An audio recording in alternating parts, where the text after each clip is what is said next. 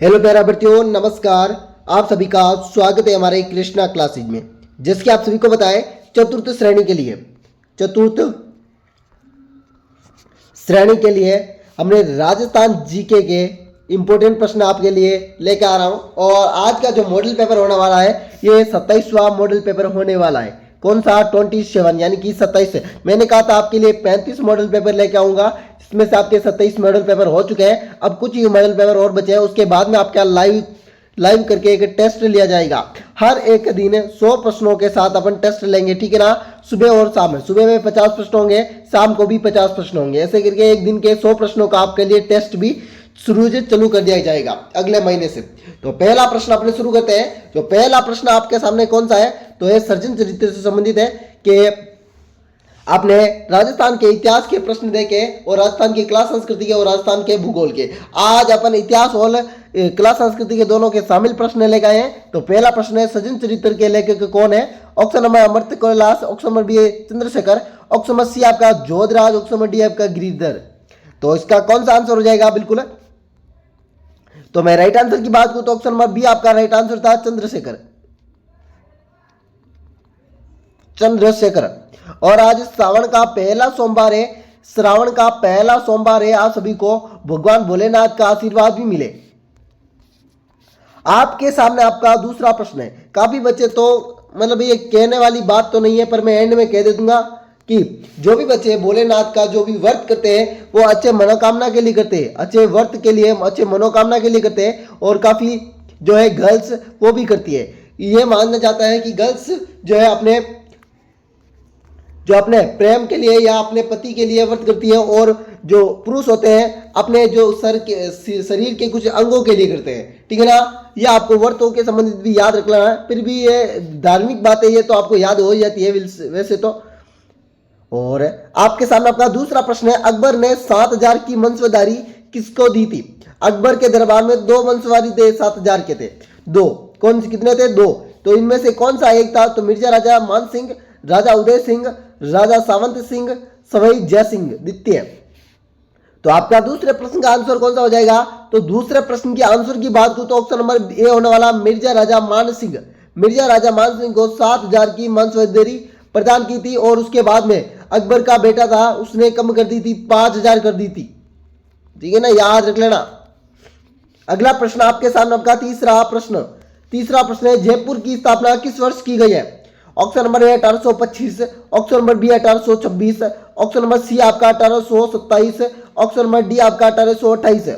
तो आपका right answer है ना बिल्कुल 1800। तो अगला प्रश्न है, हल्दी घाटी का युद्ध कब हुआ? हल्दी घाटी का युद्ध कब हुआ? तो जल्दी से बता दीजिए, हल्दी घाटी का युद्ध कब हुआ? 1574, 1576, 1578, 1590। इस युद्ध को लेकर काफी प्रश्न अलग अलग किताबों में भी लिखा हुआ है। तो आपका 1576 होगा। 21 जून 1576। अगला प्रश्न आपके सामने आपका पांचवा प्रश्न, यह सिरोही रियासत ने अंग्रेजों से संधि किस वर्ष की गई थी? यह अंतिम रियासत थी, अंतिम। 1816, 1819, 1821, 1823। तो सिरोही रियासत ने और अंतिम रियासत थी अंग्रेजों संधि 1823।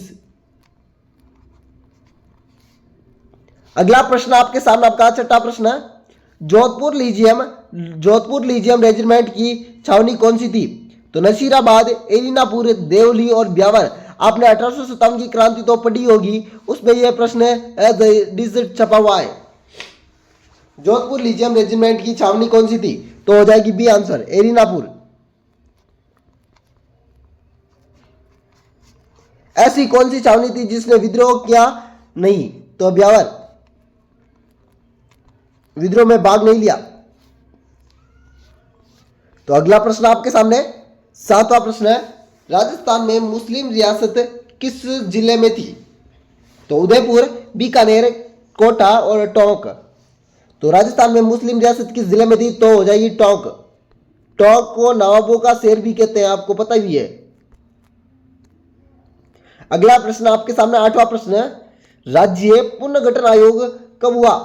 1953, 1955, 1957, 1960। राज्य पुनर्गठन आयोग, तो आपका हो जाएगा 1953, बिल्कुल ये आंसर। अगला प्रश्न आपके सामने 9वां प्रश्न है, डूंगरपुर प्रजामंडल का गठन किस वर्ष हुआ? प्रजामंडल का एक प्रश्न पक्का, एक प्रश्न प्रजामंडल का पक्का है चतुर्थ श्रेणी में लिए। और 1857 की क्रांति पक्का, और एक सावंत सिंह विष्णु सिंह से संबंधित है, एक प्रश्न पक्का, और एक जो रासो से संबंधित है। मैंने प्रश्न भी बता दिया और प्रश्न भी लेकर आ रहा हूं मैं साथ साथ में। 7 या 8 प्रश्न होने वाले हैं, हर एक वीडियो में एक एक प्रश्न करके हम अपना 8 प्रश्न वो हल कर लेंगे। तो डूंगरपुर प्रजामंडल की स्थापना 1941, 1942, 1943, 1944। तो डूंगरपुर की स्थापना 1944 में हुई थी। अगला प्रश्न आपके सामने आपका 10वां प्रश्न, और अभी तक आपने कृष्णा क्लासेज को सब्सक्राइब नहीं किया तो सब्सक्राइब कर लो, बेल आइकन को भी प्रेस कर दो इस वीडियो देखने के लिए। तो मंडोर शिलालेख किस जिले में था? तो जयपुर, जालोर, जोधपुर और जैसलमेर। मंडोर किस जिले में? ये मंडोर रावण का शास्त्र भी कहलाता है। तो ये मंडोर शिलालेख आपका जोधपुर।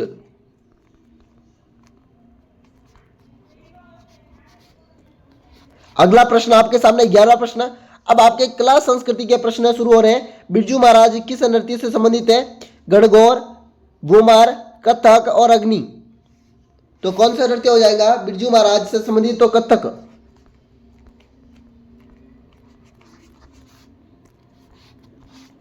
अगला प्रश्न आपके सामने आपका 12वां प्रश्न।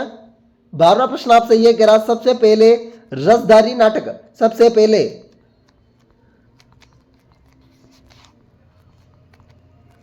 नौटंकी के लिए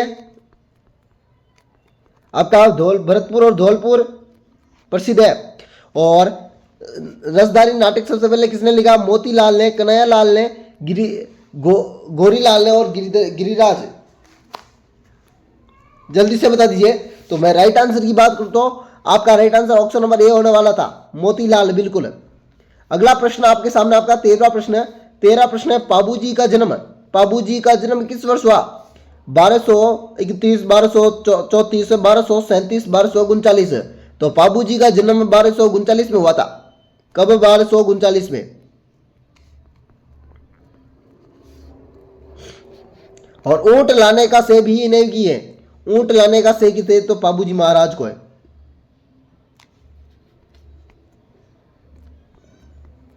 अगला प्रश्न आपके सामने आपका 14वां प्रश्न है, तल्लीनाथ जी का मूल नाम क्या है? तो option number A Ranjit, option number B Gangadev, option number C आपका Vishnu Singh, option number D आपका उदय सिंह। तो तल्लीनाथ जी का मूल नाम क्या है? मैंने रंजीत तो कल बताया था किसका था, ये आपको कमेंट करना है जल्दी से। और तल्लीनाथ जी मूल नाम किसका है? तो तल्लीनाथ जी मूल नाम आपका किसका है? तो गंगादेव राठौड़ का। इसके मूल नाम क्या है? तो गंगादेव राठौड़ है। अगला प्रश्न आपके सामने आपका 15वां प्रश्न, छीक माता का मंदिर किस जिले में? बूंदी, बाड़मेर, जयपुर और उदयपुर। तो छीक माता का मंदिर तो आपका हो जाएगा जयपुर।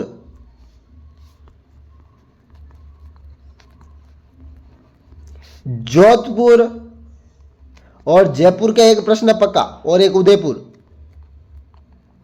तीनों में से 3-4 प्रश्न पक्के बनेंगे।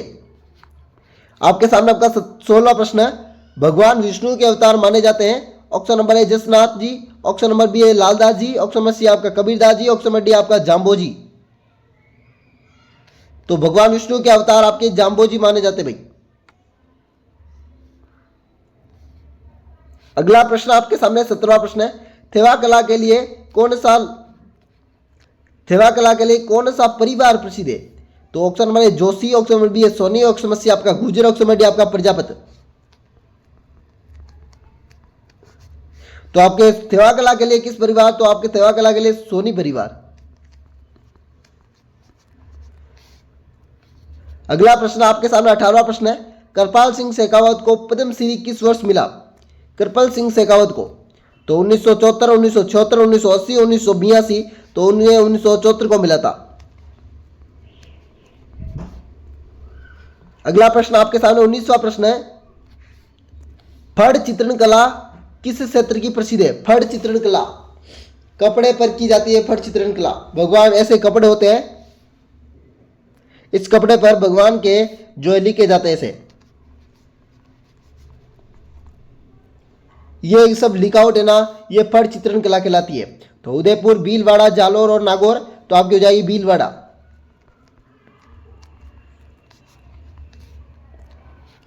आज का अंतिम प्रश्न होने वाला है, कीर्ति स्तंभ कितने मंजिला है? कीर्ति स्तंभ 5, 7, 9 और 11। 11 नहीं है और आपका 7 हो जाएगा। कीर्ति स्तंभ कितने हैं? तो 7 मंजिला। और आपको इसी प्रकार का वीडियो देखने के लिए कृष्णा क्लासेज को सब्सक्राइब और बेल आइकन को प्रेस कर दीजिए। और जो मैंने 20 प्रश्न बताए थे, आपको, इनमें से आप सभी को कितने प्रश्न आ रहे थे? जो 20 प्रश्न बताए थे, 20 में से आप सभी को कितने प्रश्न आ रहे थे टोटल आप सभी को बताना है। वेलकम साथियों, अगले वीडियो मिलती है इस प्रकार के वीडियो के साथ। राधे राधे, अलविदा, जय श्री देवनारायण की। सभी साथियों को एक बार फिर से आपसे लेते हैं अलविदा, जय श्री देवनारायण की, राधे राधे, अलविदा और जय श्री भोलेनाथ की।